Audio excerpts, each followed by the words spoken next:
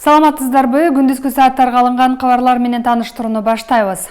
Бишкекте курулуш материалдары сакталган кампадан ири өрт чыкты. Бул тууралуу Өзгөчө кырдаалдар министрлигинин басма сөз кызматынан билдирди.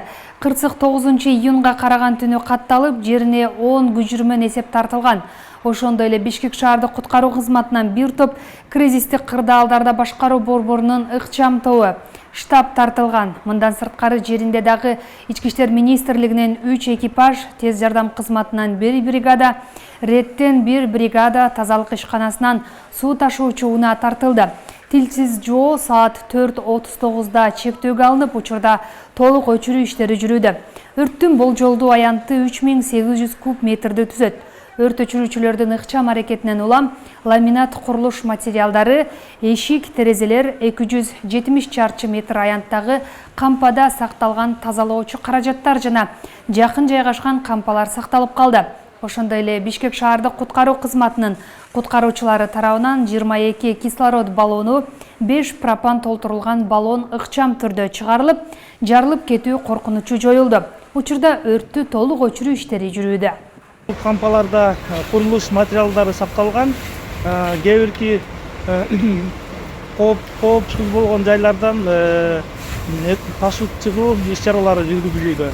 Биздин өрт өчүрүүчүлөрдүн ыкчам иш аракеттеринин негизинде курулуш материалдары көп сандаган сакталып калды. Ысык көлдө кызыл китепке кирген балыкты мыйзамсыз кармаган 38 жаштагы жаран кармалды. Бул тууралуу облустук милициянын басма сөз кызматы билдирет. Маалыматка ылайык, кармалган жарандан желим кайык, узундугу 320 метрге жакын синтетикалык балык улоочу тор жана 39 даана мыйзамсыз кармалган балык табылганы аныкталган. Алынган балыктардын арасында Кыргызстандын кызыл китебине кирген ысык көл ак балыгына болжолдуу 15 даана балыгын алышкан. Алардын түрлөрүн жана келтирилген зыянды аныктоо үчүн материалдар тиешелүү мамлекеттик органдарга жөнөтүлгөн.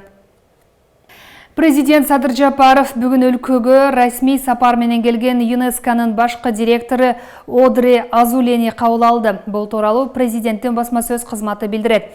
Жолугушууда ЮНЕСКОнун башкы директору Садыр Жапаровго Сагынбай Орозбаковдун вариантындагы Манас эпосы материалдык эмес мурастар тизмесине киргенин тастыктаган күбөлүк тапшырды. Жапаров улуттук креативдүү индустрияны өнүктүрүүдө биринчи кезекте Борбор Азияда технологияларды жана санариптик инновацияларды колдонуу боюнча аймактык демилгелердин алкагында ЮНЕСКОнун көмөгүнө үмүт артаарын айтты. ЮНЕСКОнун башкы директору Одре Азуле өз кезегинде мамлекет башчысына меймандостугу үчүн ыраазычылык билдирип, Кыргызстанга биринчи жолу келүү ал үчүн сыймык экенин белгиледи.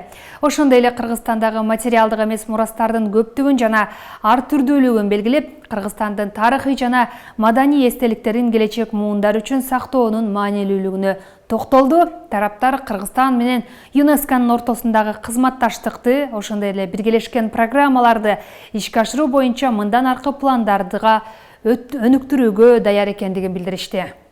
Кыргызстан мындан арыда бул багытта иш алып барат. Соңку демилгелердин бири эми элечек кыргыз аялдарынын баш кийими. Салттуу билимдер жана ырым-жырымдар номинациясынын адамзаттын материалдык эмес маданий мурастарынын репрезентативдик тизмесине киргизүү. Бул номинация ЮНЕСКО тарабынан 2023 жылдын декабрында каралып жатканда сиздер тараптан колдоого алынат деп мен терең ишенемин.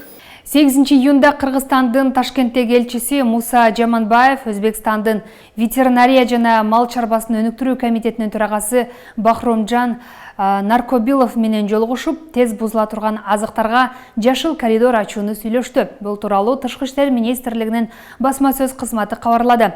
Жолугушууда коңшу эки өлкөнүн айыл чарба товарын сыртка чыгарууну биргелешип өнүктүрүү, соода-экономикалык кызматташтыкты бекемдөө, кыргыз компанияларын импорттоочулар реестрине киргизүү тууралуу да сөз болду.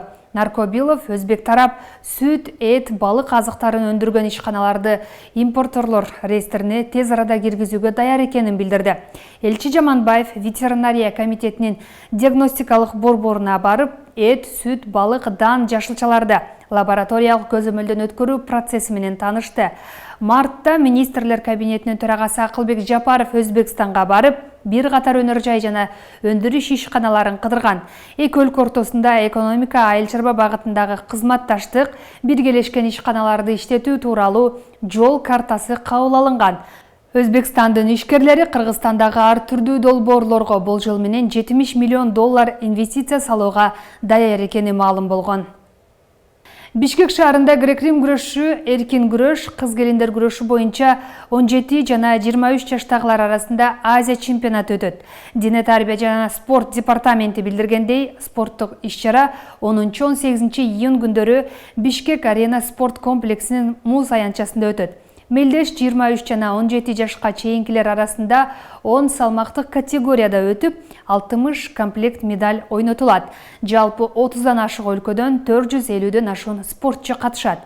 Бул сааттарга алынган кабарлар мына ушулар болду. Биз сиздер менен саат 15:00 кезигебиз. Ош ТВ телеканалы менен бирге калыңыздар.